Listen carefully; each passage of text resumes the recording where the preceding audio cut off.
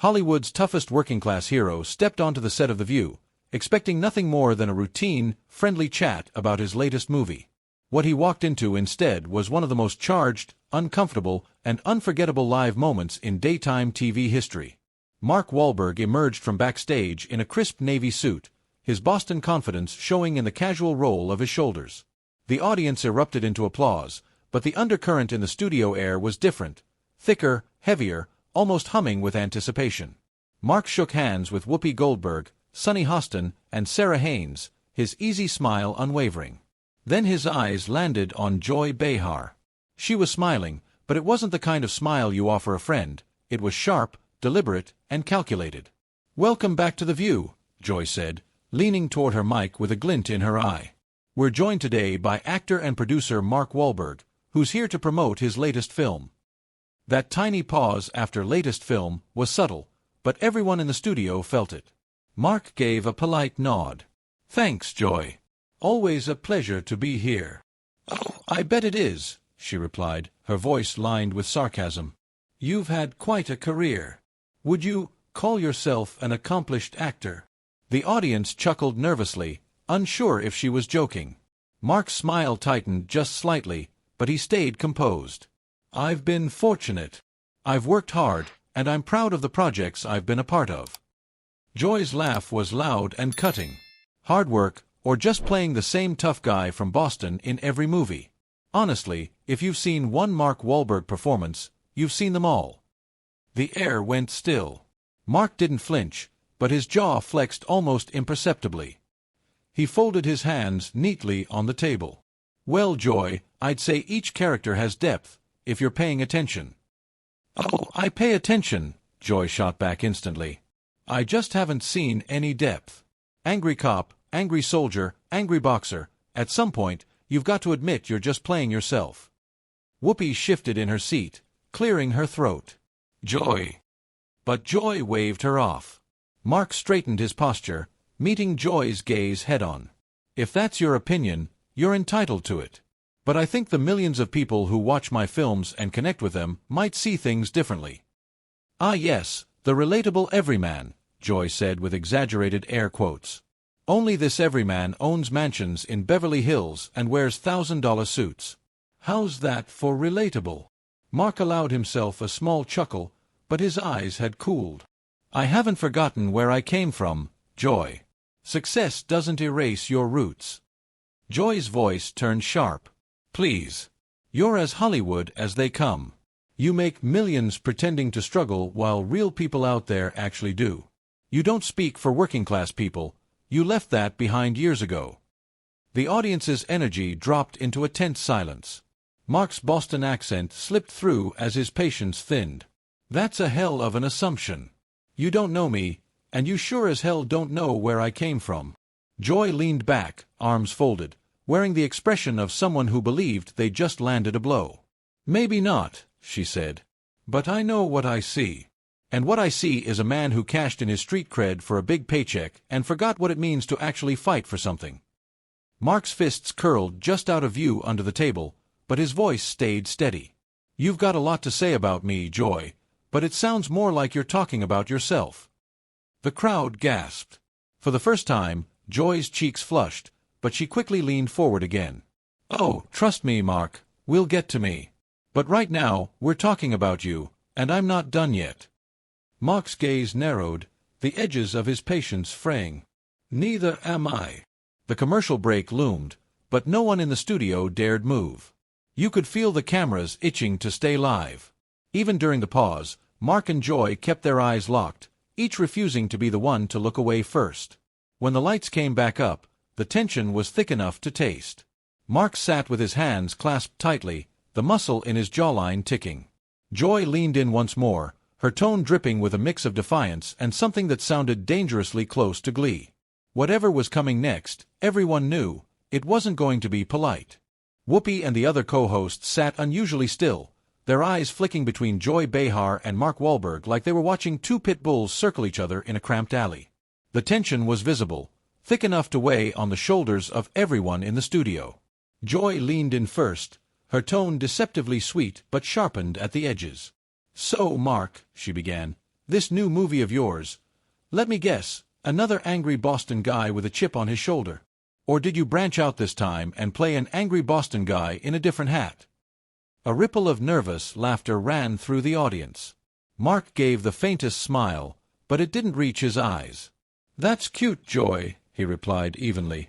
"But if you'd actually watched the film, rather than just skimming the press notes, you'd know it's about redemption. About a man trying to make things right." "Ah, redemption," Joy said, clapping her hands together in exaggerated applause. "How fitting. Your entire career has been about you trying to redeem yourself for what you did before Hollywood bailed you out." The words hit like a whip crack. Mark's back straightened, but his voice stayed calm. "You want to talk about my past? Fine. I've made mistakes. I've owned them. And I've worked my ass off to make something better of my life." "Owned them," Joy pressed, "or just swept them under the rug while flashing that charming smile for the cameras? Because to me, it looks like the same old Mark Wahlberg, just in a nicer suit." Mark's lips pressed into a flat line. "You really enjoy tearing people down, don't you?" "I enjoy calling out hypocrisy when I see it," Joy countered, leaning back smugly. "You pretend to be a champion for the little guy, but at the end of the day, you're just another millionaire who made his money pretending to care." A low murmur stirred in the audience. Mark's fingers tapped the arm of his chair once before folding back into his lap. His voice stayed low, measured. "You don't know me, Joy. You don't know what I do when the cameras aren't rolling. And you sure as hell don't know what I care about." "Oh, but I do," Joy snapped, her Brooklyn edge cutting through. "You care about box office numbers. You care about your image. You care about staying relevant by playing the same tough guy over and over because you're too scared to take a real risk." Mark let out a short, humorless laugh, shaking his head. "You know what's funny? You sit here every day preaching about kindness and equality, but the minute someone doesn't fit your narrative, you treat them like garbage." That landed hard. Whoopi raised her brows, but Joy didn't flinch. "Better garbage than a fraud," she shot back, leaning forward. Mark's eyes narrowed slightly. "Is that what you think I am? A fraud? Because I've worked my entire life to prove otherwise." Joy's palm hit the table with a sharp slap. "Oh, please. You think you've worked your entire life? Playing pretend for millions of dollars while real people, the ones you claim to represent, actually struggle? You're a Hollywood creation, Mark. Nothing more." Mark's fists clenched, knuckles whitening, though his tone stayed under control. "You can say what you want about me. But don't you dare disrespect the people who've supported me, the same people you talk down to every day." Joy's laugh came quick and cutting. "Don't flatter yourself. Nobody supports you. They support the idea of you, because it's easier than admitting you're just another privileged man who got lucky." The air in the room was so dense now it felt like breathing through glass. The cameras edged in close, framing Mark's tightened jaw and steady glare. He leaned forward slightly, his words deliberate. "You've got a lot of opinions about me, Joy. But here's the truth. You don't actually want to hear anything real. You just want to win." Joy leaned in too, eyes locked on his. "Oh, Mark, you don't get it. I already have." That smug smile was gasoline on a fire. Mark sat back slowly, letting the silence between them stretch to breaking point. His nostrils flared with a deep exhale, eyes still locked on hers. Whoopi's voice cut into the moment, tentative. "Maybe we should move on to the movie." But neither of them blinked. Joy smiled sweetly, though her eyes burned. "Oh no, we're just getting started." Mark's faint smirk, half disbelief and half challenge, said it all. "You're right," he murmured. "We are." The studio seemed to hold its breath. Audience members were frozen in place, eyes darting back and forth between them like spectators at a title fight. Mark adjusted his cufflinks slowly, almost ceremonially, then placed his hands back on the table. His jaw was locked, but his voice was razor-sharp. "You really enjoy this, don't you?" Joy raised an eyebrow, her smirk deepening. "Enjoy what?" "Asking the questions nobody else is brave enough to ask." "No," Mark shot back, leaning forward just enough to close the space. "Enjoy humiliating people. You don't care about the truth." And for a second, just a second, Joy's smile faltered. "You care about getting your little applause lines," Mark said, the words slicing through the studio hum like a blade. "You care about making yourself look clever at someone else's expense." The audience reacted instantly, murmurs rippling through the room, some voices murmuring agreement, others letting out sharp disapproving noises. The tension didn't just fill the air now, it was heavy enough to sit on shoulders. Joy let out a short, sharp scoff and waved her hand as if brushing away a speck of dust. "Please," she said with a smirk, "spare me the wounded tough guy act. You're an actor, Mark. You're good at pretending, but you don't scare me." "Good," Mark replied, leaning back in his chair with deliberate calm, his voice low and measured. "Because you don't impress me." The jab landed like a well-aimed punch. Joy's nostrils flared ever so slightly, her posture stiffening as she straightened in her seat. "You know what your problem is," she shot back. "You've spent so much time being told how great you are, you actually believe it." Mark tilted his head slightly, his lips curling into the faintest, almost imperceptible smile. "You know what your problem is," he countered smoothly. "You've spent so much time tearing other people down that you've forgotten how to stand for something yourself." That line didn't just hit, it carved deep. For half a second, Joy leaned back, her eyes narrowing in a subtle tell that she'd felt it. But she recovered quickly, leaning in again. "Cute line," she sneered. "But let's talk about what you really stand for. Mediocre movies, forgettable performances in a career propped up by your abs and your accent." The crowd reacted sharply, a few gasps, some chuckles, even Whoopi wincing at the blow. Mark's jaw flexed, but he kept his posture steady, speaking in a calm, level tone. "That's rich coming from someone whose entire career has been sitting here throwing stones at people who are actually out there doing something." Joy let out a harsh, almost barking laugh. "Doing what? Playing make-believe? Pretending to be a hero while real people, people like me, actually fight for something?" Mark shook his head slowly, his eyes steady on her. "You're confusing fighting for something with fighting everyone." The audience erupted into applause at that, the kind of applause that isn't just noise, but a physical force. A few people even stood up, clapping hard. Joy didn't flinch. She leaned in closer, lowering her voice to a venomous hiss. "You think that little speech earns you points? Please. Your whole career has been one long Boston Street hustle, just polished up for Hollywood." Mark's eyes darkened, the first visible crack in his iron composure. He placed his palms flat on the table, leaning in so close that Joy could see the steel in his gaze. "Say what you want about me," he said quietly, each word deliberate. "But don't you dare insult the people I grew up with. You wouldn't last a day where I'm from." Joy smirked, as if sensing she'd pushed him to the edge. "Oh, what are you going to do, Mark? Take me outside? Show me how tough you really are? Maybe throw a punch like the good old days?" Mark exhaled sharply through his nose, shaking his head slowly. "That's the difference between you and me, Joy. You think strength is about shouting the loudest or throwing the first punch, but real strength is keeping your dignity when someone like you is trying to take it away." The words landed like a weight. Even the camera operators seemed to hesitate for a moment, waiting for what would come next. Joy's lips curled into a cruel smile.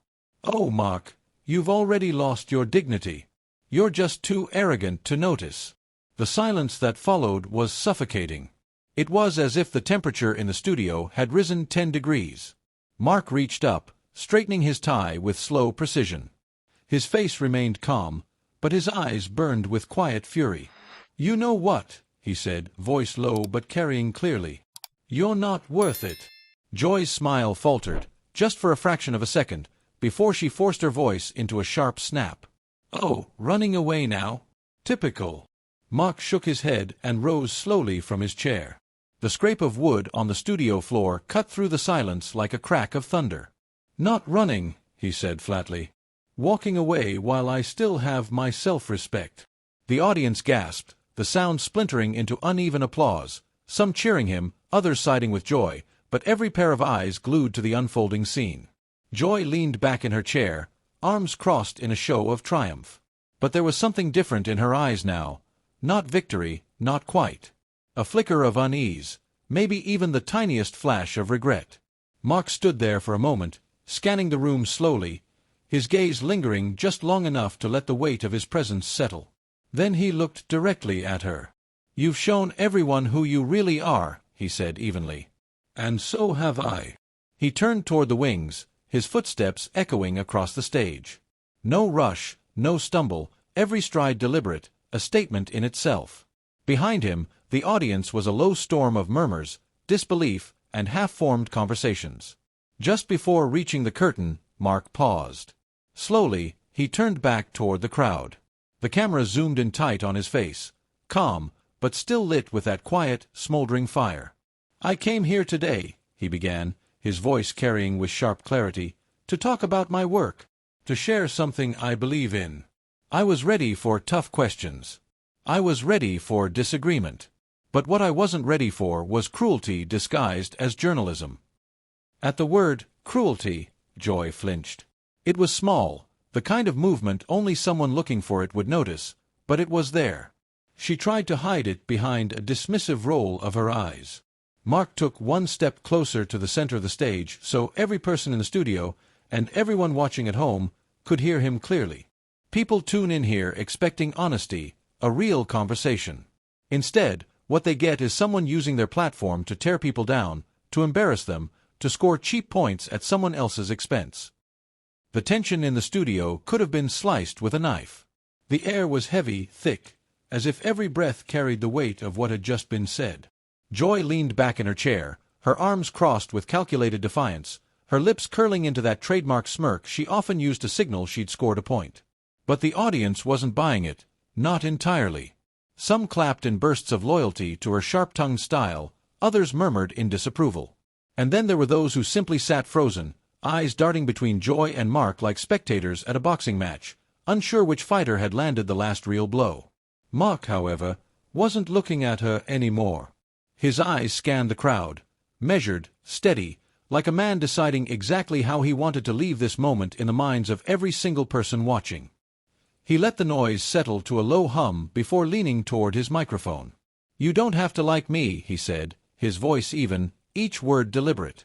"You don't even have to respect me. But don't ever," he paused, letting the room go silent, "think that your job gives you the right to treat people like they're beneath you." Somewhere in the audience, a single person clapped once, then another joined, and then the applause swelled into a wave. "That's not journalism," Mark continued, cutting through the clamor.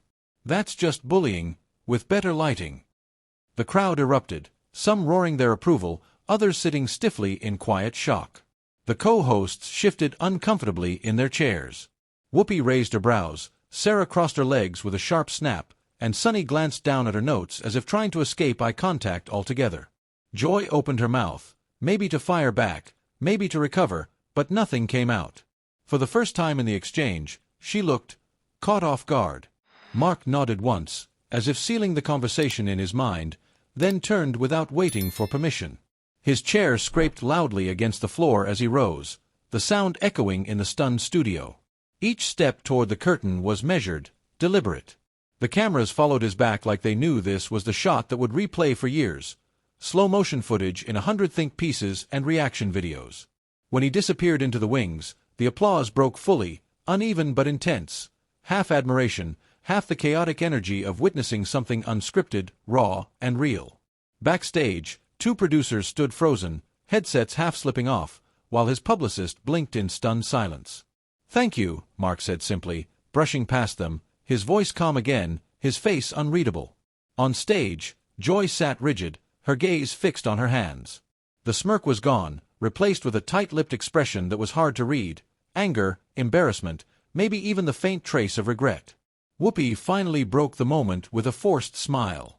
"Well, we'll be right back after this break." But everyone knew there was no coming back from that.